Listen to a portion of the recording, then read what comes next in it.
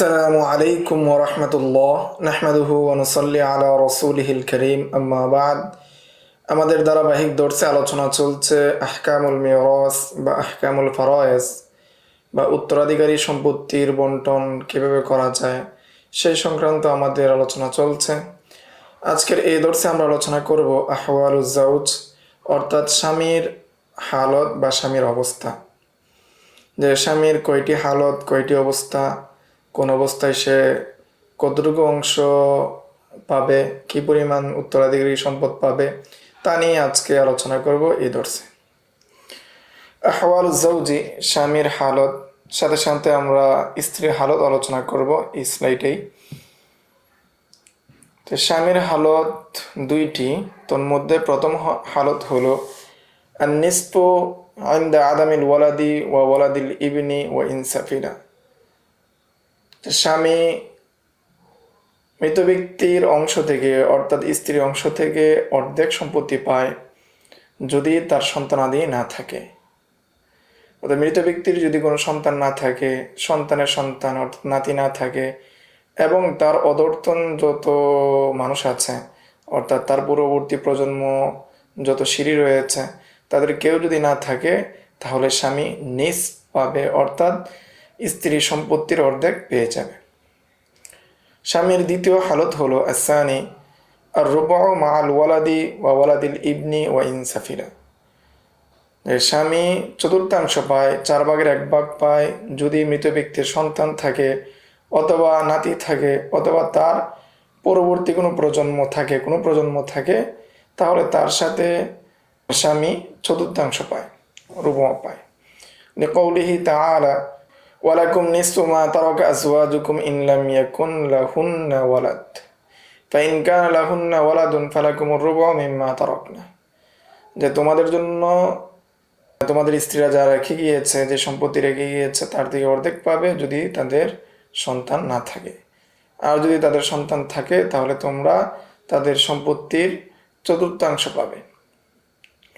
আল আমসিলা এর উদাহরণ হলো, 1 নম্বর উদাহরণ, যে কোনো মহিলা মারা গিয়েছে, এমত অবস্থায় তার স্বামী রয়েছে, তার পিতা রয়েছে, তার মা রয়েছে। তাহলে স্বামী যেহেতু তার সাথে সন্তান আদি নাই, সেই হিসাবে তার অংশ হলো নিস বা সমস্ত সম্পত্তির অর্ধেক। এবং মা পাবে হলো স্বামীকে দেওয়ার পর যে অংশ রয়েছে, সেই অংশের 3/1 সুলুসু মা বাকিয়া বাদা ফরদিজ জাওজ, অর্থাৎ স্বামীকে তার যে পরিমাণ অংশ, সেই অংশ দেওয়ার পরে সে সুলুস পাবে। স্বামীকে দেওয়ার পর বাকি যে সুলুস, অর্থাৎ 3/1 মাকে দেওয়া হলো, আর বাকি যে 2 ভাগ থাকবে সেটা পাবে পিতা, সুলুসা মা বাকিয়া বাদা জাওজ, আর বাবা পাবে সুলুসা মা বাকিয়া বাদা জাওজ। অর্থাৎ স্বামীকে দেওয়ার পরে যেই 3/2 থাকবে, সেই 3/2 পাবে স্বামী। দ্বিতীয় স্রোত হলো, মৃত ব্যক্তি, তার স্বামী আছে, তার একজন ছেলে আছে, একজন মেয়ে আছে। যেহেতু স্বামীর সাথে মৃত ব্যক্তির সন্তানাদি রয়েছে, সেজন্য দ্বিতীয় হালত অনুযায়ী স্বামী তার স্ত্রীর সম্পত্তির 4/1 পাবে। আর বাকি যে সম্পদ থাকবে, সেই সম্পদটা বাকি একজন ছেলে একজন মেয়ে লিজ্জাকারি মিসলু হাজ্জিল উনসাইন, এই মূলনীতির ভিত্তিতে তারা ভাগ করে নেবে।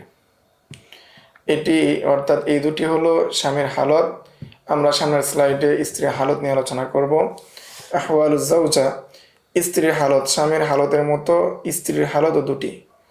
লাহা হালাতানে, আল আউয়াল আর রুবু লিল ওয়াহিদাতি ফাসাইদান ইনদা আদামিল ওয়ালাদি ওয়া ওয়ালাদিল ইবনি ওয়া ইনসাফিলা। স্ত্রীর জন্য তার স্বামীর যে সম্পত্তি রয়েছে, সেই সম্পত্তির 4/1 পাবে, স্ত্রী একজনই হোক বা একাধিকই হোক। সর্ব অবস্থায় যখন সন্তানাদি না থাকবে, নাতি না থাকবে, বা তার পরবর্তী কোনো প্রজন্ম না থাকবে, সে অবস্থায় স্ত্রী 4/1 পাবে। স্ত্রীর দ্বিতীয় হালত হলো আসানি আসসুমুনু মাআল ওয়ালাদি ওয়া ওয়ালাদিল ইবনি ওয়া ইনসাফিরা। যে স্ত্রী অষ্টমাংশ পাবে, 8/1 পাবে যদি মৃত ব্যক্তির সন্তান থাকে, অথবা নাতি থাকে, অথবা তার কোনো পরবর্তী কোনো প্রজন্ম থাকে। লিকাউলিহি তাআলা, এটা এই জন্য আল্লাহ তাআলার বাণী, ওয়ালাহুন্না রুবু মিম্মা তারাকতুম, যে তাদের জন্য উত্তরাধিকারী সম্পদ স্বামীর থেকে পাবে 4/1 তোমরা যা রেখে যাচ্ছ। আল আমসিলা, এর উদাহরণ হচ্ছে, 1 নম্বর উদাহরণ, এক ব্যক্তি মারা গেল, সে তার স্ত্রী এবং পিতা এবং মা 3 জনকে রেখে গেল। 3 জন রেখে গেল, অর্থাৎ স্ত্রীর সাথে মৃত ব্যক্তির কোনো সন্তান নেই, সেজন্য স্ত্রী তার সম্পত্তির 4/1 পেয়ে যাবে। বাবা এখানে প্রথমে সুদুস পাবে এবং আসাবাও হবে। এবং মায়ের ক্ষেত্রে হুকুম হলো, যেহেতু এখানে স্ত্রী রয়েছে, অর্থাৎ মৃত ব্যক্তির স্ত্রী আছে, স্ত্রীকে দেওয়ার পর সে সুলুস মা বাকিয়া বাদা ফারদি জাওজা, যে স্ত্রীকে দেওয়ার পর স্ত্রীর যে নির্ধারিত অংশ রয়েছে সে অংশ দেওয়ার পর সে 3/1 পাবে। 3/1 নেওয়ার পর বাকি যে 2 ভাগ থাকবে সেটা পিতা আসাবা হিসাবে পেয়ে যাবে। এটা হলো প্রথম উদাহরণ। আর দ্বিতীয় উদাহরণ, মৃত ব্যক্তির স্ত্রী আছে এবং একটি ছেলে এবং একটি মেয়ে আছে। এমত অবস্থায় স্ত্রীর অবস্থা হলো সে অষ্টমাংশ অর্থাৎ 8/1 পাবে। আর বাকি যে সম্পত্তি থাকবে, একজন ছেলে একজন মেয়ে, তারা দুজন লিজ্জাকারি মিসলু হাজ্জিল উনসাইন, এই মূলনীতির ভিত্তিতে, অর্থাৎ মেয়ের দ্বিগুণ ছেলে পাবে, এই যে একটা মূলনীতি, সেই মূলনীতির ভিত্তিতে বাকি সম্পদ তারা ভাগ করে নেবে। এই ছিল স্বামী এবং স্ত্রীর হালত সম্পর্কে সংক্ষিপ্ত আলোচনা। স্বামীর 2 হালত, সেটা হলো নিস যদি সন্তানাদি না থাকে এবং রুবু যদি সন্তানাদি থাকে। আর স্ত্রীর 2 হালত, যদি সন্তানাদি না থাকে তাহলে সে পাবে রুবু, আর যদি সন্তানাদি থাকে তাহলে সে পাবে সুমুন। তো আজকের দর্স এই পর্যন্তই। সামনের দর্সে আমরা আলোচনা করব বাকি হালাতগুলো নিয়ে। আসসালামু আলাইকুম ওয়া রাহমাতুল্লাহ। ومن يؤت الحكمة فقد أوتي خيرا كثيرا وما يذكر إلا أولو الألباب